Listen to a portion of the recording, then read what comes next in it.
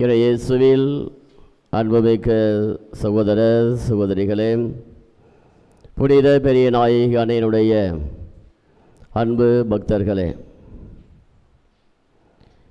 பெற்றோர்கள் தங்களுடைய ஒரே மகனுக்கு ஒரு போட்டியை வைக்கின்றார்கள்.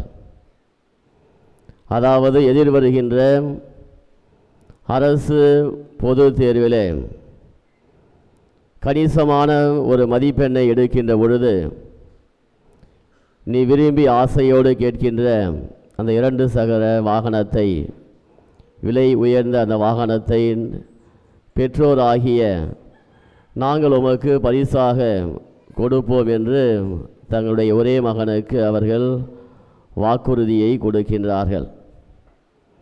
அந்த மகனும் தங்களுடைய பெற்றோருடைய ஆசைக்கு இணங்க, வேண்டுகோளுக்கு இணங்க மிகவும் கடினமாக கஷ்டப்பட்டு உழைத்து படிக்கின்றான்.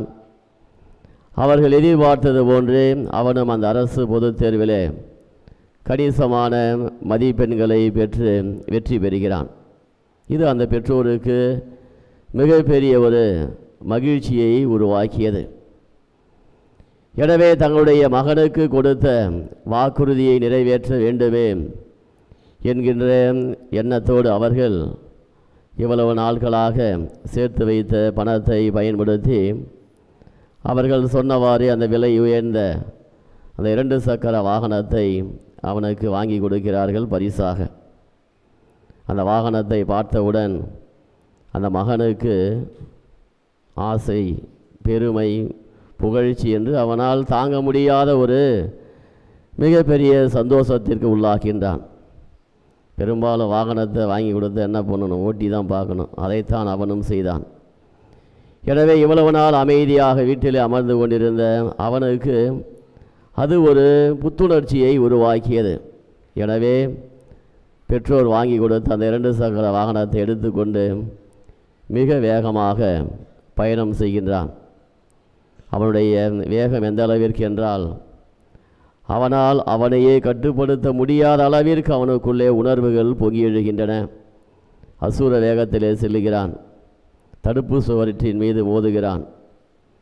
அதற்கு பின் என்ன நடந்திருக்கும் என்பது நம் அனைவருக்கும் தெரியும். இயேசுவில் அன்புமிக்க சகோதர சகோதரிகளே, இந்த நிகழ்வானது உண்மையாக நடந்த ஒரு செய்தியாக செய்தித்தாளிலே வெளிவந்தது.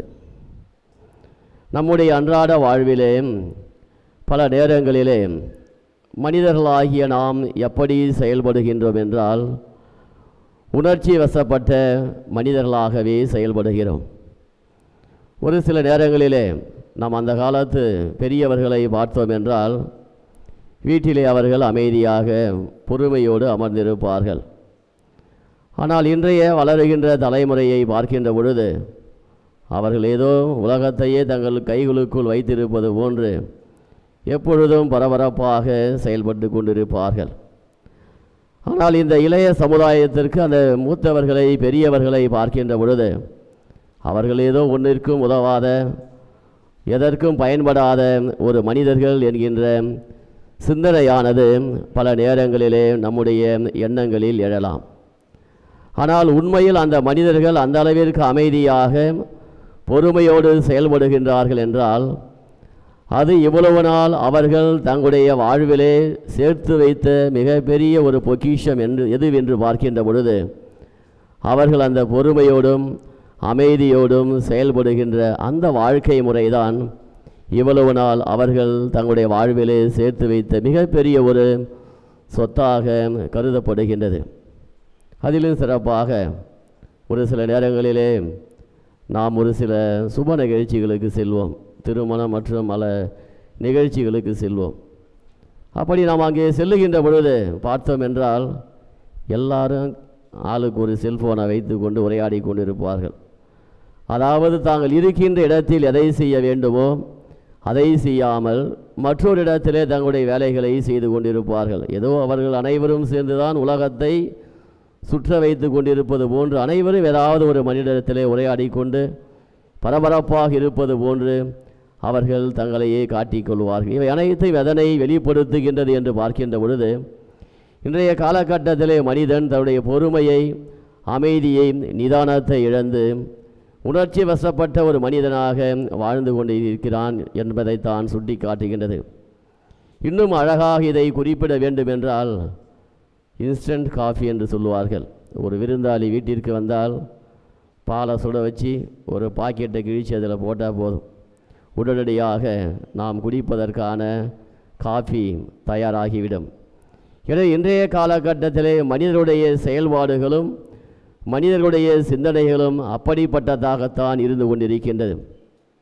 ஆனால் எந்த ஒரு மனிதன் இவை அனைத்தையும் அடக்கி நிதானத்தோடு பொறுமையோடு செயல்படுகின்றானோ அந்த ஒரு மனிதனே உலகை ஆளத் தெரிந்தவன் அல்லது தன்னோடு வாழ்கின்ற சக மனிதர்களோடு வாழத் தெரிந்தவன் என்பதைத்தான் ஆண்டவர் இயேசு இன்றைய நற்செய்தியிலே நமக்கு வெளிப்படுத்துகிறார். அதாவது இன்றைய நற்செய்தியிலே ஆண்டவர் இயேசு கிறிஸ்து 2 கேள்விகளை தன்னுடைய சீடர்கள் முன்பாக வைக்கின்றார். முதல் கேள்வி, மக்கள் என்னை யார் என்று சொல்லுகிறார்கள்? ஏறக்குறைய ஆண்டவர் இயேசுவோடு அந்த சீடர்கள் 3 ஆண்டுகளாக வாழ்ந்து கொண்டிருக்கிறார்கள். எனவே 3 ஆண்டுகள் சீடர்கள் ஆண்டவர் இயேசுவோடு வாழ்ந்திருக்கின்றார்கள் என்று பார்க்கின்ற பொழுது ஆண்டவர் இயேசுவை உண்மையிலே அவர்கள் முழுமையாக அறிந்திருக்கின்றார்கள். எனவே தான் அவர்களால் அந்த 2 கேள்விகளுக்கும் முழுமையான பதிலை அவர்களால் கொடுக்க முடிகின்றது. எனவே முதலிலே மக்கள் என்னை யார் என்று சொல்லுகின்றார்கள் என்று கேட்கின்ற பொழுது ஒரு சிலர் திருமுழுக்கு யோவான் எனவும் மற்றும் சிலர் இறைவாக்கினர் என்றும் வேறு சிலர் எலியா என்றும் குறிப்பிடுகின்றார்கள் என்று, அதாவது மக்கள் மத்தியிலே ஆண்டவர் இயேசுவை பற்றி எதை பற்றி உரையாடி கொண்டிருக்கின்றார்கள் அல்லது அவர் எப்படிப்பட்ட மனிதர் என்று உரையாடி கொண்டிருக்கின்றார்கள் என்கின்ற பதிலை அவர்கள் மிக அழகாக கொடுக்கின்றார்கள். 2வது கேள்வியாக, நீங்கள் என்னை யார் என்று சொல்லுகின்றீர்கள் என்று ஆண்டவர் இயேசு கேள்வி எழுப்புகின்ற பொழுது ராயப்பர் உடனடியாக நீர் மெசியாம் வாழும் கடவுளின் மகன் என்று உரைக்கின்றார். எனவே இந்த 2 பதில்களும் ஆண்டவர் இயேசுவை ஒரு புகழின் உச்சிக்கு எட்டு செல்ல வேண்டும். குறிப்பாக நாம் ஒரு மனிதர்களாக இருந்து கொண்டு நம்மை ஒரு சிலர் பாராட்டினாலோ புகழ்ந்து பேசினாலோ அல்லது நாம் ஒரு சில வெற்றிகளை அடைந்து விட்டாலோ நாம் உடனடியாக என்ன செல்வோம்? தரையில் நிற்க மாட்டோம். அதாவது ஏதோ நாம் வானத்தில் பறந்து இருப்பது போன்று நம்முடைய உணர்வுகளை வெளிப்படுத்துவோம். ஆனால் ஆண்டவர் இயேசுவுக்கு கேட்ட அந்த கேள்விகள் 2லும் அவருக்கு கிடைத்த பதில்கள் என்ன என்று பார்க்கின்ற பொழுது, ஒன்று, மக்கள் மத்தியிலே அவர் இறைவாக்கினர்களுள் ஒருவர் என்கின்ற ஒரு செய்தி அவருக்கு கிடைக்கின்றது. 2வதாக ராயப்பரின் வழியாக நீர் மெசியா என்கின்ற பதிலும் கிடைக்கின்றது. எனவே இந்த 2 பதில்களையும் கேட்டவுடன் ஆண்டவர் இயேசு கிறிஸ்து ஏதோ உணர்ச்சி வசப்பட்டு தன்னுடைய எதிர்கால வாழ்வை மூடி மறைத்து வாழ விரும்பாத ஒரு மீட்பராக ஆண்டவர் இயேசு செயல்படுகிறார். எனவே தான் தன்னுடைய எதிர்காலத்திலே தான் படையிருக்கின்ற துன்பங்கள் பாடுகள் இவற்றை பற்றி ஆண்டவர் இயேசு வெளிப்படையாக பேசுகிறார்.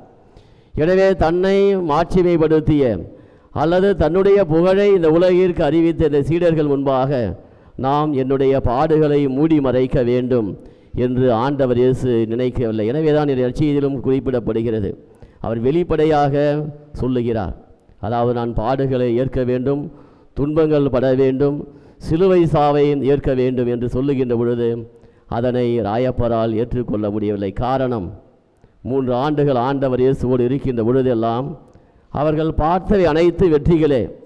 இறந்தவரை உயிர்த்தெழ செய்தார், பார்வையற்றவருக்கு பார்வை கொடுத்தார், காது கேட்க முடியாத மனிதனுக்கு கார்வைக்கு கொடுத்தார், முடக்கவாத முற்றவனை எழுந்து நடக்க செய்தார். இப்படி ஆண்டவர் இயேசுடைய பணி அனைத்தையும் பார்க்கின்ற பொழுது அனைத்தையும் வெற்றியின் பாதைகளாக இருக்கின்றது.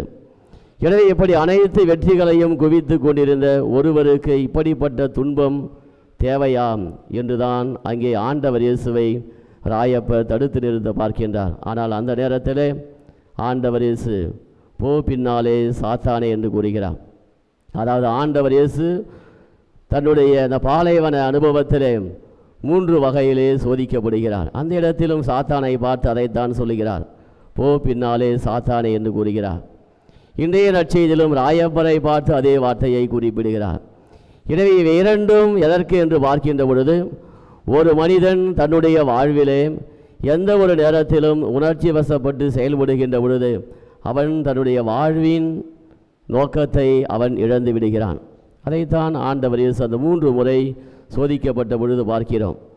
ஒருவேளை இந்த கல்லை அப்பமாக்கும் என்று சாத்தான் சொன்னவுடன் இது நம்ம தான் என்ன பண்ணியிருப்போம், உணர்ச்சி வசப்பட்டு நான் செஞ்சு காட்டுறேன் பாரு என்று நாம் செய்திருப்போம்.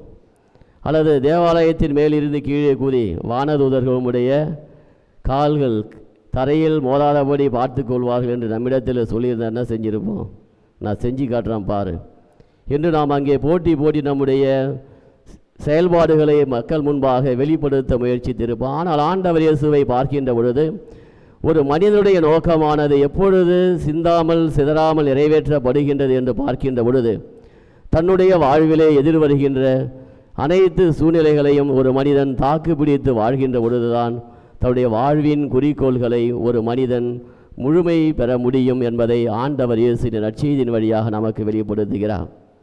எனவே இயேசுவில் அன்புமிக்க சகோதர சகோதரிகளே, நம்முடைய வாழ்விலும் பல நேரங்களிலே அப்படிப்பட்ட சூழ்நிலைகளை நாம் அனுபவித்திருக்கலாம். ஒரு சில நேரங்களிலே நமக்கு வெற்றி மேல் வெற்றியும் புகழ்ச்சிக்கு மேல் புகழ்ச்சிகளும் பாராட்டுகளும் வந்து சேரலாம். அதே நேரத்திலே பல நேரங்களிலே நமக்கு துன்பங்களும் தோல்விகளும் கஷ்டங்களும் நமக்கு முன் வரலாம். எனவே இவை இரண்டையும் ஒரு மனிதன் சமமாக ஏற்றுக்கொள்ள வேண்டும். ஏதோ வெற்றி வருகின்ற பொழுது அனைத்தையும் தனக்கு சாதகமாக்கி கொள்வதும் அல்லது துயரங்கள் வருகின்ற பொழுது தன்னையே மூடி மறைத்து கொண்டு வாழ்வதும் ஒரு மனிதனுக்கு இயல்பாகாது. அதைத்தான் நம்முடைய முன்னோர்கள் சொன்னார்கள். பூனைக்கு சந்தோஷமாக இருந்தால் என்ன பண்ணுமோ, கோர பாயை போய் பிடிச்சிட்டு பிடுங்குமோ. அதாவது பாயை சுருட்டி வீட்டில் ஒரு இடத்துல வைத்திருப்பார்கள். அந்த பூனை சந்தோஷமாக இருந்துச்சுன்னா போயிட்டு 2 காலால் பருக்குன்னு அதை அதன் மீது மோதி சத்தம் போட்டு கொண்டு இருக்குமாம். அதே பூனை என்ன செய்யுமாம், தான் கண்ணை மூடிக்கொண்டால் உலகமே இருண்டு போய்விட்டது என்று நினைத்து கொள்ளுமாம். அதுதான் வாழ்க்கை. இயேசுவில் அன்புக்குரியவர்களே, நம்மும் அதுபோன்று செயல்படக்கூடாது. வெற்றியாக இருந்தாலும் சரி, தோல்விகளாக துன்பங்களாக இருந்தாலும் சரி, இவை இரண்டையும் ஒரு மனிதன் சமமாக எதிர்கொள்ள வேண்டும். அதுதான் நம்முடைய வாழ்விலே நாம் கற்றுக்கொள்ள வேண்டியது. அதைத்தான் ஆண்டவர் இயேசு தன்னுடைய வாழ்விலே செய்து காட்டினார். எனவே நாமும் எந்த ஒரு சூழ்நிலையிலும் உணர்ச்சி வசப்படாமல் அல்லது பிற மனிதருடைய பாராட்டுகளும் புகழ்ச்சிகளுக்கும் நாம் விலை போய்விடாமல் என்றும் நம்முடைய வாழ்வின் குறிக்கோள்களிலே நாம் கருத்தாயிருந்து வாழ்வதற்கான அருள் வரங்களை வேண்டி தொடர்ந்து நாம் இந்த பலியிலே ஒப்பு கொடுத்து ஜெபிப்போம். ஆமீன்.